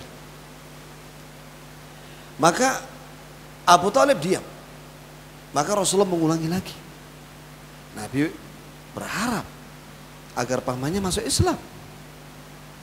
Ya ammi qul la ilaha illallah kalimatan uhajju laka biha indallah. Wahai pamanku, ucapkan la ilaha illallah, kalimat ini aku jadikan pembelaan untukmu di hadapan Allah pada hari kiamat. Maka Abu Jahal dan Abdullah bin Abi Umayyah sekali lagi mengatakan, ya Abu Talib, atarghabu an millati Abdul Muttalib? Wahai Abu Talib, apakah kamu benci dengan agamanya Abdul Muttalib? Diam Abu Talib. Maka Abu Jahal mengatakan, dia bersama agamanya Abdul Muttalib. Maka Abu Jahal ngomong, ana ala millati Abdul Muttalib. Mati setelah itu, meninggal dia, gak mau dia mengucapkan la ilaha illallah. Kata Rasulullah, almaru ala dini khalilih. Seseorang itu kualitas agamanya berdasarkan teman dekatnya, baik online atau offline. Di zaman sekarang teman online lebih banyak loh. Maka pilih teman yang baik di online itu. 5.000 teman di Facebook itu. Pilih yang baik-baik aja. Sing setan-setan, iya ganti. Batalkan pertemanan. Wallahi ya kan, kita kalau berteman dengan Syekh Abdul Razak itu di Facebook ya, kita dapat manfaat, nasihat-nasihat, video-videonya. Syekh Abdul Muhsin Al-Abbad juga ini sama Syekh Ibn Utsaimin. Masya Allah, sangat menyentuh hati ya. Kalimat-kalimat dari para ulama walaupun itu di medsos itu manfaat. Tapi kalimatnya buzzer-buzzer itu, ya Allah, kalimatnya buzzer juga karu-karuan ya. Ngawur ya, menghina Islam, menghina, gak karu-karuan sudah. Sih dicoret aja. Atau kita bantah, kita luruskan. Saya sering gitu, meluruskan mereka itu. Moro-moro menjelek-jelekkan dakwah salaf, dibilang Wahabi. Saya bantah. Barangkali bantahan saya dibaca sama adminnya. Mudah-mudahan tidak muncul lagi itu kalimat-kalimat yang menyesatkan. Karena nggak ada yang beri nasihat. Kan teman-teman dia yang offline semuanya begitu, buzzer semua. Nah, mumpung kita di online kan nggak ketahuan ya, langsung habis. Nasihati di situ. Nggak apa-apa, nasihati. Penuhilah medsos itu dengan kalimat yang baik. Ini pesan dari Syekh Mu'taimin. Ada lagi, akhi? Ada, Ustadz. Bagaimana kita mengetahui bahwa kita merasakan keimanan semakin menurun? Barakallahu fiik.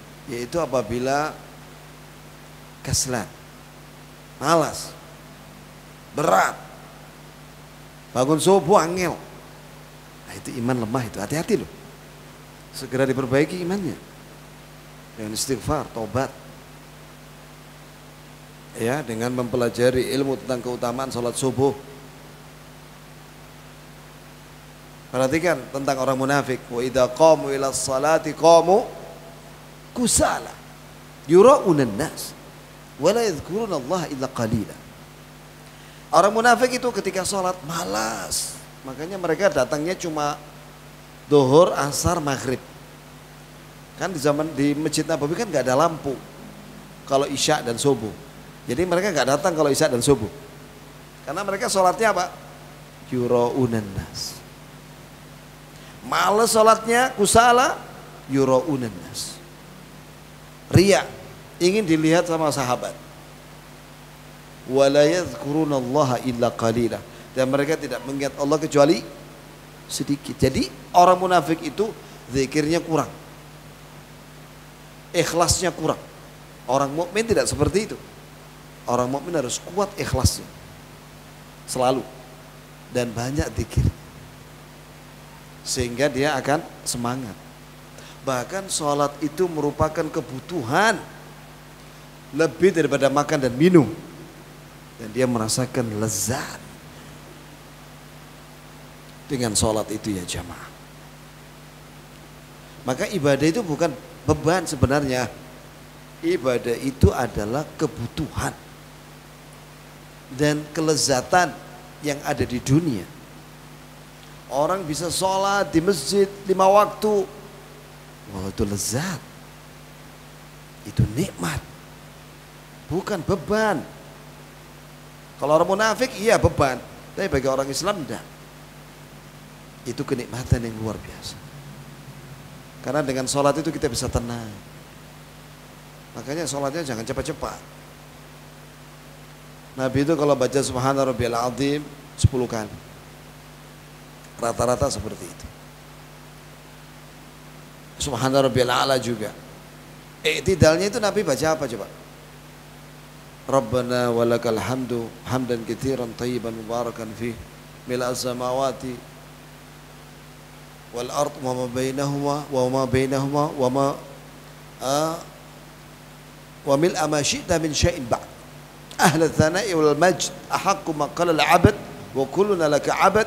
Allahumma la mani'a lima a'taita wa la mu'tiya lima mana'ta wa la yanfa'u dzal jaddi minkal jadd. Itulah i'tidalnya Nabi.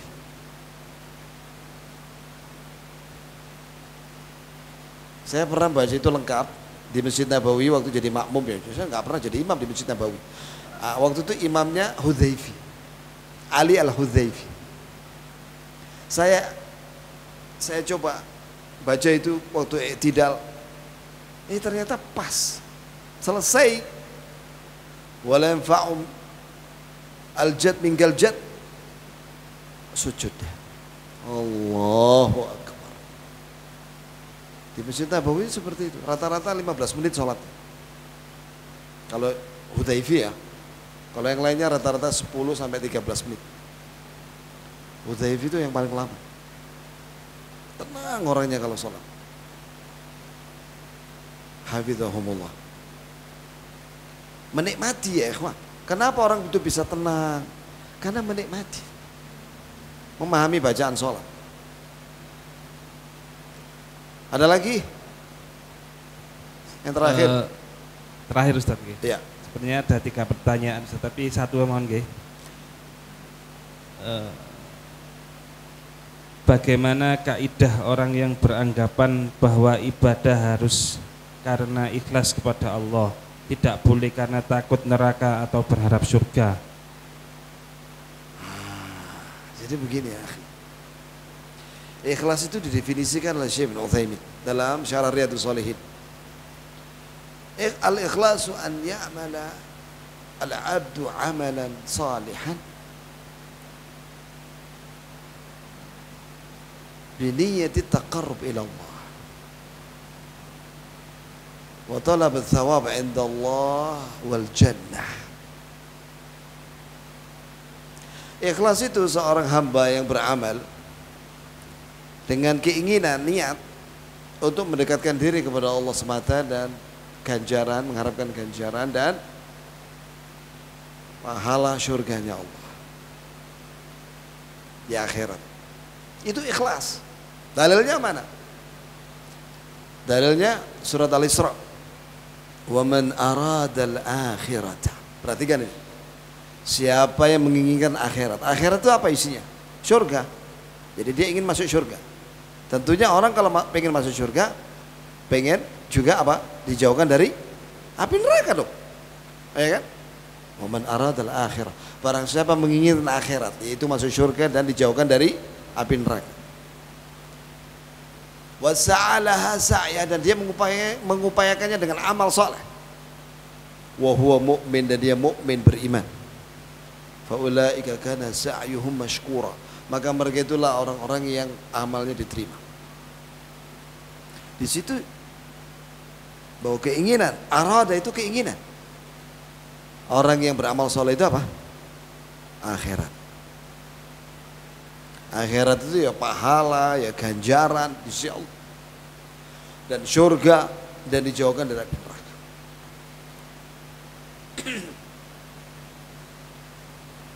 Faman zuhziha 'anil nar wa udkhilal jannah faqad faz. Barang siapa yang dijauhkan dari api neraka, kemudian dimasukkan surga, maka dia orang sukses. Itulah cita-cita dan keinginan seorang mukmin. Boleh seorang beribadah supaya dijauhkan dari api neraka dan dimasukkan surga. Bahkan Rasulullah minta itu dalam sujud. Haulaha nudaddin. Di sekitar surga dan neraka kita berdoa kepada Allah. Itu Allahumma inni as'alukal jannah wa a'udzubika minan nar. Bukan hanya dalam niat, diucapkan dalam doa. Ya Allah, aku minta kepadamu surga dan aku berlindung kepadamu dari api neraka. Itu ikhlas. Orang yang mengharapkan akhirat, mengharapkan surga, dan dijauhkan dari api neraka, itu ikhlas. Tidak bertentangan dengan ikhlas. Itu dalilnya yang sudah saya sampaikan ketika beliau menjelaskan ayat itu, Syekh bin Utsaimin dalam bab ikhlas di Riyadhus Shalihin. Alhamdulillah, nas'alullah bi asma'il husna wa sifatil ula. Rabbana atina fid dunya hasanah wa fil akhirati hasanah wa qina adzaban nar. Allahumma qsim lana min khashyatika ma tahulu bihi bainana wa baina ma'siyatik, wa min ta'atika ma tuballighuna bihi jannatak, wa min al-yaqin ma tuhawwinu bihi alaina masa'ib ad-dunya. Allahumma matti'na bi asma'ina wa absarina wa quwwatina ma ahyaytana waj'alhu al-waritha minna waj'al tharana 'ala man dhalamana وانصرنا على من عادانا ولا تجعل مصيبتنا في ديننا ولا تجعل الدنيا أكبر همنا ولا مبلغ علمنا ولا تسلط علينا من لا يرحمنا. يا مقلب القلوب ثبت قلوبنا على دينك. يا مصرف القلوب صرف قلوبنا على طاعتك. ربنا لا تزغ قلوبنا بعد إذ هديتنا وهب لنا من لدنك رحمة إنك أنت الوهاب. اللهم اغفر لنا ولوالدينا ولأهل بيتنا وذريتنا إلى يوم القيامة ولأقربائنا الأحياء منهم والأموات ولمن لهم حقوق علينا وللمسلمين والمسلمات والمؤمنين والمؤمنات الأحياء منهم والأموات. يا غفار يا تواب يا حي يا قيوم يا ذا الجلال والإكرام. اللهم إنا نعوذ بك من جهد البلاء ودرك الشقاء وسوء القضاء وشماتة الأعداء. اللهم إنا نعوذ بك من زوال نعمتك وتحول عافيتك وفجاءة نقمتك وجميع سخطك. اللهم إنا نسألك اليقين والعفو والعافية في الدنيا والآخرة. آمين يا رب العالمين. وصلى الله وسلم على نبينا محمد وعلى آله وصحبه وسلم. وآخر دعوانا الحمد لله رب العالمين. سبحانك اللهم وبحمدك أشهد أن لا إله إلا أنت أستغفرك وأتوب إليك. والسلام عليكم ورحمة الله وبركاته.